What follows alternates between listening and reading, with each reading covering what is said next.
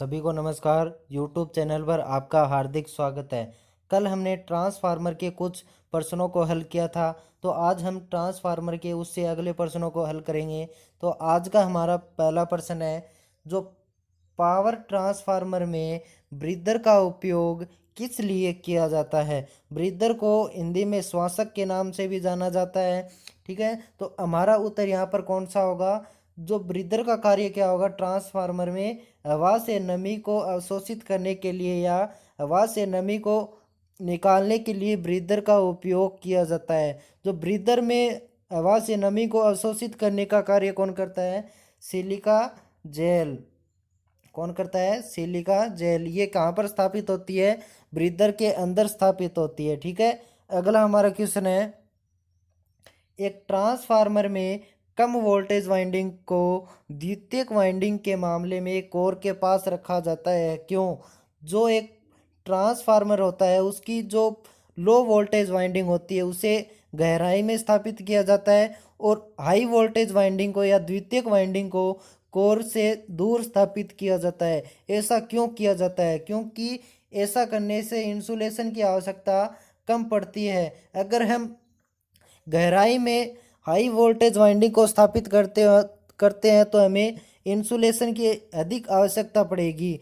और यह वाइंडिंग किस प्रकार के कोर के ट्रांसफार्मर में लगाई जाती है, सेल प्रकार के ट्रांसफार्मर में लगाई जाती है, जिसमें एक के ऊपर दूसरी वाइंडिंग स्थापित की जाती है, सैंडविच की भांति। ठीक है, अगला हमारा क्वेश्चन है, तीन फेज ट्रांसफार्मर में प्राथमिक वोल्टेज और प्रेरित सेकेंडरी वोल्टेज के बीच फेज अंतर का मान कितना होता है। ठीक है, जो तीन फेज का ट्रांसफार्मर होता है उसमें प्राथमिक वोल्टेज और द्वितीयक वाइंडिंग में प्रेरित होने वाली वोल्टेज के बीच फेज अंतर का मान कितना होता है, तो कितना होगा, 180 डिग्री। ठीक है, अगला हमारा क्वेश्चन है, एक ही रेटिंग के इलेक्ट्रिकल मोटर की तुलना में ट्रांसफार्मर की दक्षता होगी। जो इलेक्ट्रिकल मशीन होती है, जो इलेक्ट्रिकल मोटर होती है, उसकी तुलना में ट्रांसफार्मर की दक्षता क्या होगी।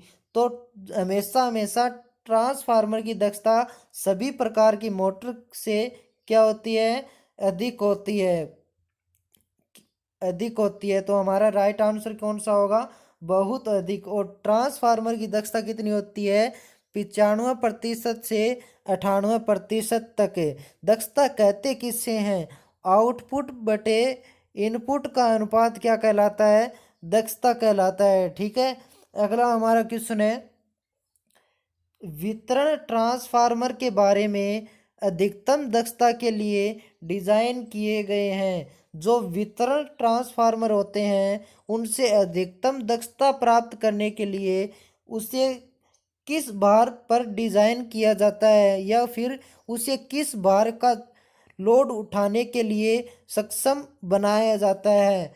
तो वो सिर्फ पूर्ण भार का 50% लोड सहन कर सके तो वह अधिकतम दक्षता आउटपुट में प्रदान करेंगे। तो हमारा राइट आंसर कौन सा होगा, पूर्ण भार का 50% होगा। ठीक है, तभी हमें अधिकतम दक्षता प्राप्त होगी। अगला हमारा क्वेश्चन है, एक ट्रांसफार्मर में कोर के लिए सिलिकॉन स्टील का उपयोग किया जाता है। कोर के निर्माण में किसका उपयोग किया जाता है, सिलिकॉन स्टील का। सिलिकॉन स्टील का कोर उपयोग करने से किस क्षति को कम किया जा सकता है, तो किस क्षति को कम किया जा सकता है, हिस्टैरिसीस क्षति के मान को कम किया जा सकता है। सिलिकॉन स्टील में सिलिकॉन की मात्रा 3% होती है और लोहे की मात्रा होती है 97%। कितनी होती है, 97%। और सिलिकॉन का नियतांक कितना होता है, 0.001। ठीक है, एक ट्रांसफार्मर में एडी करंट क्षति को कम करने के लिए जो कोर हमने उपयोग की होती है उसकी पत्तियों को लेमिनेटेड बनाया जाता है, जिससे एडी करंट क्षति के मान को कम किया जा सकता है। अगला हमारा क्वेश्चन है, एक ट्रांसफार्मर एक निरंतर वोल्टेज आपूर्ति से जुड़ा हुआ है। जैसे ही आपूर्ति की आवृत्ति बढ़ती है तो कोर में चुंबकीय प्रवाह है या फ्लक्स क्या होगा, संतृप्ति की ओर बढ़ता जाता है। कि क्वेश्चन क्या कहना चाहता है कि जो एक ट्रांसफार्मर की जो प्राइमरी वाइंडिंग होती है वो हमेशा किससे जुड़ी होती है, सप्लाई से जुड़ी हुई होती है। ये हमारा ट्रांसफार्मर में, और इसकी सेकेंडरी वाइंडिंग है, ये प्राइमरी वाइंडिंग है। इससे हमेशा किससे जुड़ा रहता है, सप्लाई वोल्टेज से।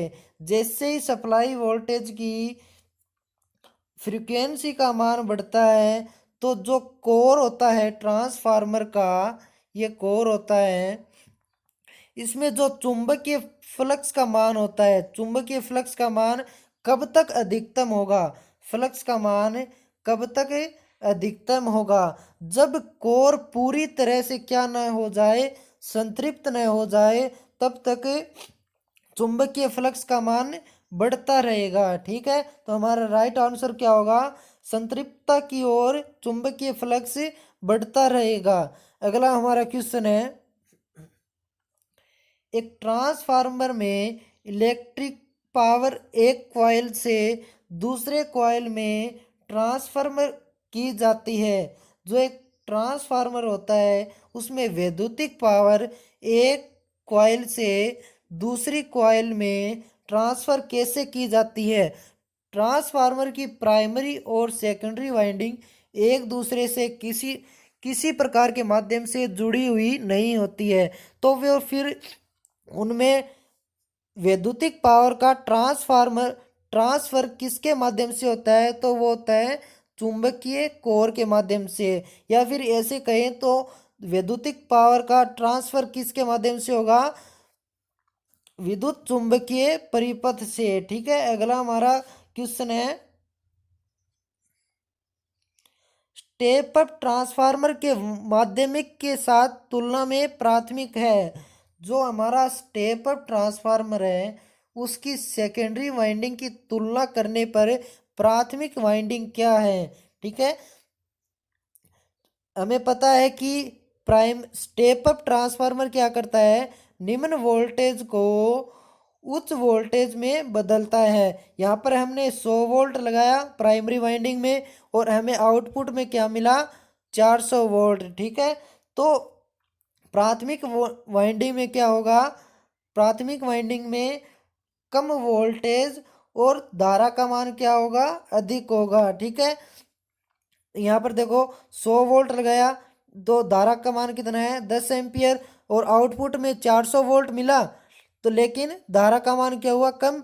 तो यहाँ पर कम वोल्टेज है प्राइमरी में और लेकिन धारा का मान क्या है, अधिक है। ठीक है, अगला हमारा क्वेश्चन है, एक ट्रांसफार्मर में लीकेज फ्लक्स निर्भर करता है। जो लीकेज फ्लक्स होता है फाई एल, वो किस पर निर्भर करता है, तो ट्रांसफार्मर में हमेशा लीकेज फ्लक्स किस पर निर्भर करेगा, लोड पर निर्भर करेगा। ठीक है, किस पर निर्भर करेगा, लोड करंट पर।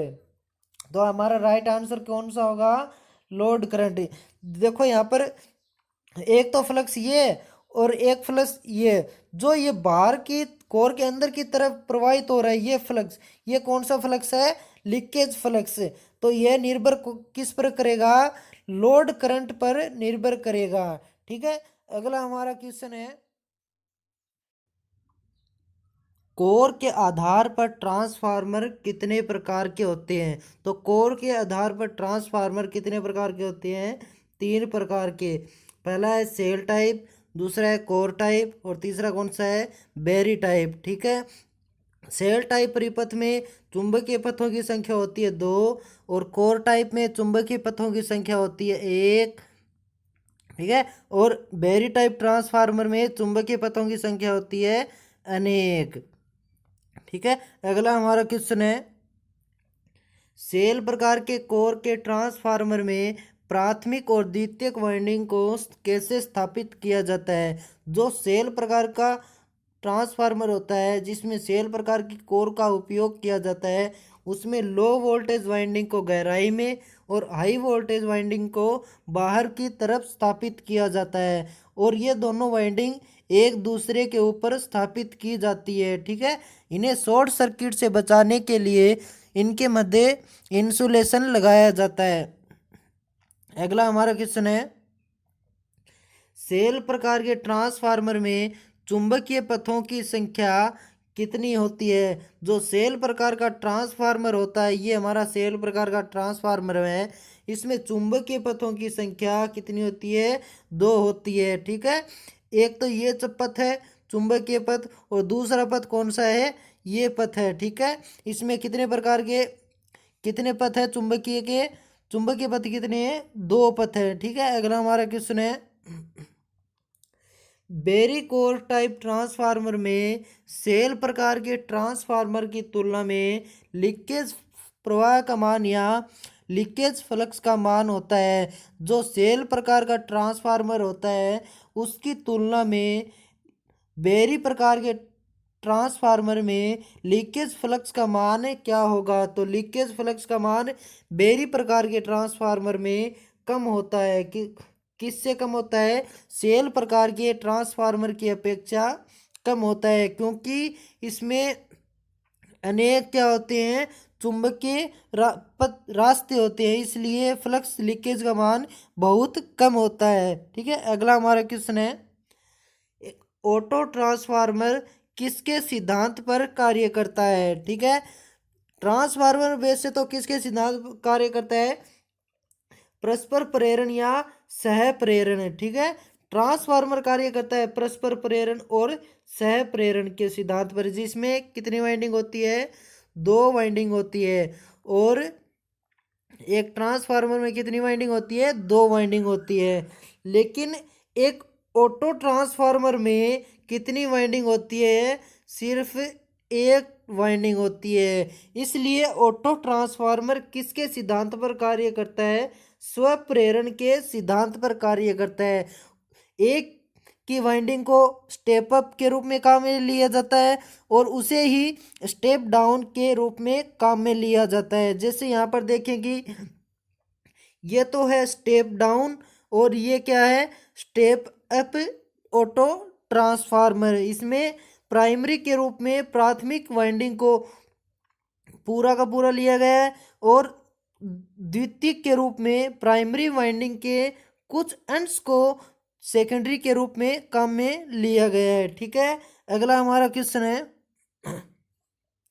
ट्रांसफार्मर की दक्षता कितनी होती है? तो एक जो ट्रांसफार्मर होता है उसकी दक्षता कितनी होती है? अधिकतम से अधिकतम सभी मशीनों की अपेक्षा अधिक होती है। तो कितनी होगी? 98% तक। क्योंकि सबसे अधिक ट्रांसफार्मर की दक्षता क्यों होती है? क्योंकि इसमें कोई भी घूर्णनीय भाग नहीं है, घूर्णन करने वाला भाग नहीं है, ये एक स्थैतिक युक्ति है, इसलिए ट्रांसफार्मर की दक्षता सभी मशीनों की अपेक्षा अधिक होती है। ठीक है, अगला हमारा क्वेश्चन है, ट्रांसफार्मर तेल की डाइलेक्ट्रिक स्ट्रेंथ का मान कितना होता है? जो ट्रांसफार्मर में तेल उपयोग किया जाता है उसका कार्य क्या होता है? एक तो शीतलन प्रदान करना, क्या प्रदान करना? शीतलन प्रदान करना, और अचालकता अचालकता बनाए रखना, या फिर इंसुलेशन प्रदान करना। तो एक जो ट्रांसफार्मर में तेल डाला जाता है उसकी डाइलेक्ट्रिक स्ट्रेंथ का मान कितना होता है? 33 किलोवोल्ट प्रति mm या 30 किलोवोल्ट प्रति mm। लेकिन खराब तेल की डाइलेक्ट्रिक स्ट्रेंथ का मान कितना होना चाहिए? 15 किलोवोल्ट प्रति mm। ठीक है, अगला हमारा क्वेश्चन है, ट्रांसफार्मर में प्रयोग होने वाली शुद्ध सिलिका जेल का रंग कैसा होता है?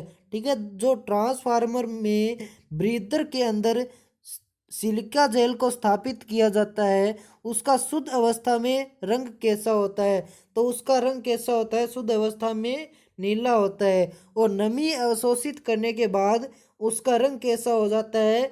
गुलाबी हो जाता है। ठीक है, अगला हमारा क्वेश्चन है, सेल टाइप कोर के ट्रांसफार्मर में लिंब की संख्या कितनी होती है? जो सेल प्रकार का ट्रांसफार्मर होता है उसमें लिंब की संख्या कितनी होती है भाई? 3 होती है। लिंब किसे कहते हैं? जो कोर होती है उसमें कितने स्तंभ होते हैं उन्हें क्या कहते हैं? लिंब कहते हैं। जैसे इस सेल प्रकार के ट्रांसफार्मर में कितने स्तंभ स्तंभ है? कितने लिंब है? 3 लिंब है। जिससे पहला, दूसरा और तीसरा लिंब। ठीक है, जितने अधिक स्तंभ होंगे उतने ही क्या होंगे? लिंबों की संख्या होगी। जो कोर प्रकार का ट्रांसफार्मर होता है, ये क्या है? कोर प्रकार का ट्रांसफार्मर है। इसमें लिंब की संख्या कितनी होगी? इसमें होगी 2, क्योंकि इसमें एक लिंब ये है और दूसरा लिंब क्या है? ये है। ठीक है, तो सेल टाइप कोर के ट्रांसफार्मर में लिंब की संख्या कितनी होती है? 3 होती है। ठीक है, अगला हमारा क्वेश्चन है, आउटपुट वोल्टेज के आधार पर ट्रांसफार्मर को कितने भागों में बांटा गया है? तो आउटपुट वोल्टेज के आधार पर ट्रांसफार्मर 2 प्रकार के हैं। एक तो स्टेप अप ट्रांसफार्मर, दूसरा है step down transformer. Step up transformer क्या कार्य करता है? निम्न वोल्टेज को उच्च वोल्टेज में प्रदान करता है और उच्च धारा को निम्न धारा में प्रदान करता है। ठीक है, जो और स्टेप डाउन ट्रांसफार्मर क्या करता है? उच्च वोल्टेज को निम्न वोल्टेज में बदलता है। ठीक है, ये हमारे स्टेप अप और स्टेप डाउन ट्रांसफार्मर है। ठीक है, आज के लिए इतना ही। मिलेंगे नेक्स्ट वीडियो में। धन्यवाद।